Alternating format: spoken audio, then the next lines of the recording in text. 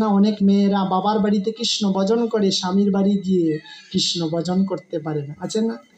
যদি আমি এমন করে গিয়ে পড়ি যারা কৃষ্ণ বিদ্বেষী হয়, আমাকে কৃষ্ণ নাম না দিতে, তাহলে আমার জনমটা বেঁতে হয়ে যাব।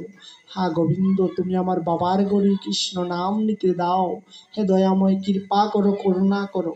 ওই বাড়ির কাজের মেয়েটা দৌড়িয়ে এসে বলছে, তুমি কিসের জন্য কাঁদছো গো? ওরা আমাকে দুর্গা পূজার সময় একটা জামা দিয়েছিল, আমি জামাটা পরিনি, তবে তোমাকে ওই জামাটা দিলাম, তবে তোমার কাছে নিবেদন, তুমি আমাকে একটা জিনিস দিতে হবে। বলে কি দেব তোমাকে? বলে তুমি যে ভক্তের চরণের দুলা ওঠাওটি করবে, ভক্তের চরণে পড়বে, ওই চরণ দুলাটা তোমাকে দিতে হবে। আমি তো ভক্ত সঙ্গে যেতে পারি না, সাধু সঙ্গে যেতে পারি না, আমার জীবনটা যদি ধন্য হয়, আমি তো পরের বাড়ি কাজ করি, ওই চরণ দুলা যদি আমি মাখতে পারি। বলে আচ্ছা ঠিক আছে, আমি তোমাকে চরণ দুলা দেবো। ওই জামাটা নিয়ে যাচ্ছে আনন্দে, গিয়ে ছেলেটা দৌড়িয়ে আসছে, ছেলেটা বলছে বাবা আমিও তোমার সঙ্গে যাব। তখন ভগবানের সামনে যখন আপনি যাবেন, কিছু নিয়ে যেতে হয়, যা নিয়ে যান চোখের জল দিয়ে আপনি দক্ষিণা দিয়ে আসতে হবে। মা বলছেন বাবারি আমাদের তো যাওয়ার মতন কিছু নেই, দেওয়ার মতন কিছু নেই, ওই বাড়ির গাছ থেকে ফুল তুলে নিয়ে এসো।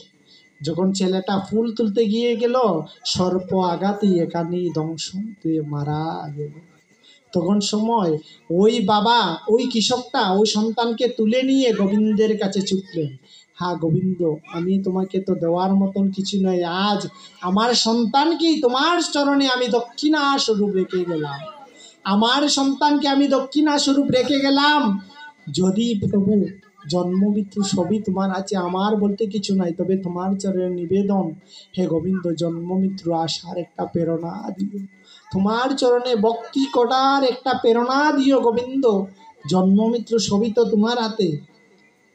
আজ আমার সন্তানকে আমি তোমার চরণে নিবেদন দিয়ে দিলাম, দক্ষিণা দিয়ে দিলাম, তবে নিবেদন তোমার কাছে একটা আসবার একটা প্রেরণা দিও গোবিন্দ, যত তোমার চরণ আমি ভজন করতে পারি। এই জগতে যদি আপনি যাই কি ভজন করো, গোবিন্দের চরণ যদি আপনি না ভজন করেন, আপনার মুক্তি কখনো হবে না। সাধুর পরশ যদি না লাগে আপনার হৃদয়ে, কখনো আপনার হৃদয় স্খলিত হবে না, পাপ যাবে না। সেই জন্য গীতা পাঠে আসতে হয়, ভাগবত পাঠ শ্রবণ করতে হয়। কিসের জন্য? যাতে আমার পাপী দেহটা কলিত হয়ে যায়। একবার যদি সাধুর কৃপা হয়ে যায়, একবার যদি ভক্তের করুণা হয়ে যায়, ভগবান আপনাকে অবশ্যই কৃপা করিবেন। ভক্ত কৃপা না বিনে ভগবান আপনাকে কৃপা করবেন। ভগবানের কাছে একটাই নিবেদন করতে হয়, হে গোবিন্দ সবাই বিমুখ হোক জগতে, প্রভু তোমার চরণ থেকে আমাকে বঞ্চিত করো না। তুমি যদি আমাকে বঞ্চিত করো, কেউ আমাকে ভালোবাসবে না। কে বলেছিল একথা? দ্রৌপদী বলেছিল, হে গোবিন্দ এই কুরুক্ষেত্রের যুদ্ধে সবাই তোমার প্রতি বেমুখ, কিন্তু তোমার কাছে নিবেদন, কিন্তু আমার প্রতি তুমি বেমুখ হইও না গোবিন্দ। তুমি যদি আমার প্রতি বিমুখ হও, আমাকে কেউ ভালোবাসবে না। আমার পঞ্চ স্বামী বেদিত জগতে আমার আপন বলতে কেউ নেই, কিন্তু তুমি ছাড়া গোবিন্দ আমার আপন বলতে কেউ। এই কুরুক্ষেত্রের যুদ্ধের ময়দানে আমি কেন উপস্থিত হয়েছি জানো?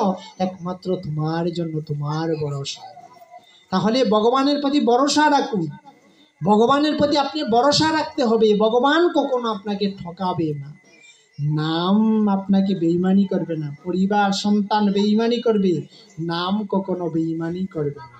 কেমন করে প্রমাণ কি জানেন? গান্ধারী মহামণি ব্যাসদেবের কাছে গিয়ে বলছে যে আমার এক পুত্রকে আমি জীবিত চাই, এক পুত্রকে আমি জীবিত চাই। বলে পারবে তোমার এক পুত্রকে জীবিত করতে? তোমার সাধনার বলে, তোমার যে চোখের মধ্যে যে সাধনা, যদি সাধনার ব্রহ্মমূত্রে স্নান করে তোমার ছেলের মধ্যে নিক্ষেপ করো, সমস্ত বর্জ্যের ন্যায় হয়ে যাবে, পাথরের ন্যায় হয়ে যাবে, কেউ মারতে পারবে না।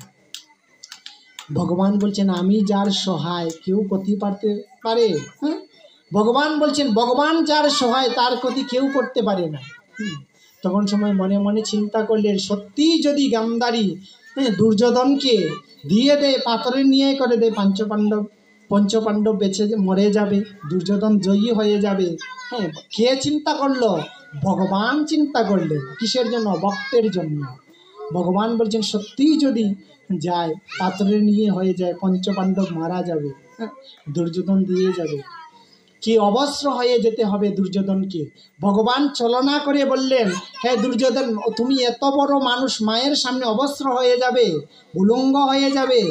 কে কেড়ে নিল? ভগবান সুযোগটা কেড়ে নিলেন। অর্জুন দুর্যোধন অর্ধেকটা পর্যন্ত ডেকে দিল উরুটা, সমস্ত কিছু উলঙ্গ, কিন্তু অর্ধেকটা দেখলো না। কার ইশারায়? ভগবানের ইশারায়। ভগবান বলছেন সমস্ত কিছু বিনষ্ট হয়ে যাবে, কিন্তু আমি যাকে রক্ষা করিব কেউ তাকে মারতে পারবে না। এমন কোনো শক্তি নাই যে আমি যাকে রক্ষা করি তাকে কেউ মারিতে পারে। বলেছে গান্ধারীর সামনে গিয়ে দাঁড়িয়েছে ব্রহ্ম মুহূর্তে প্রাতঃ স্নানে। গান্ধারী চোখটা মুলে সারাটা জীবনের তপস্যা পুত্রকে দিয়ে দিলেন। গান্ধারী চেয়ে দেখলেন অর্ধেকটা পাথরে নিয়ে, ওখানার পাথর হচ্ছে না। তখন সময় গান্ধারী বলছেন, হেরে দুর্যোধন, মূর্খ দুর্যোধন, মায়ের সামনে কখনো সন্তান বড় হয় না রে। মায়ের সামনে কখনো সন্তান বড় হয় না, শিশুই তাকে। তুমি এটা করতে পারলে? বলছে কৃষ্ণ আমাকে বলেছিল। বুঝতে পারছেন কথাগুলা? পেরেছিল নি রক্ষা করতে? পারিবে না। আমি শর্টকাট বলেছি। সবাই ভালো থাকবেন। আপনারা খুব মরমী ভক্ত। শ্রীমদ্ ভগবত গীতা ভগবানেরই মুখনিত বাণী, অমৃত বাণী। আমি এখানে বিশ্রাম টানছি। আপনারা ভালো থাকুন, সুস্থ থাকুন। আপনার কাছে নিবেদন, সর্বদা কৃষ্ণ নাম করবেন, আমার জন্য আশীর্বাদ করবেন। আমি যে পথে গিয়েছি ভগবান যেন সেই পথটাই আমাকে ধরে রাখতে পারেন। ভগবানের কাছে এইটুকু নিবেদন, আর কিছু নাই। বলে প্রভু, যতক্ষণ পর্যন্ত আমি সংসারে আছি তোমার নাম নিয়ে যেন যেতে পারি। তোমার কাছে চাওয়ার মতন আমার কিছু নেই। এটুকুই আপনাদের কাছে নিবেদন, আশীর্বাদ করবেন। ভক্তের যদি করুণা হয়, ভগবানের করুণা হয়ে যায়। আপনারা আশীর্বাদ করবেন, এই পথে যেন সারাটা জীবন আমি কাটাতে পারি। জানি না আমার পরিণামে কি হবে, জানি না আমার এই পরিণামে কি হবে। কবি বলি, গোবিন্দ তুমি ছাড়া পরিণামের কথা কেউ জানে না। তোমার কাছে আমার দেহ মন সব কিছু অর্পণ করে দিই। হাতটা জোর করুন সবাই, হাতটা।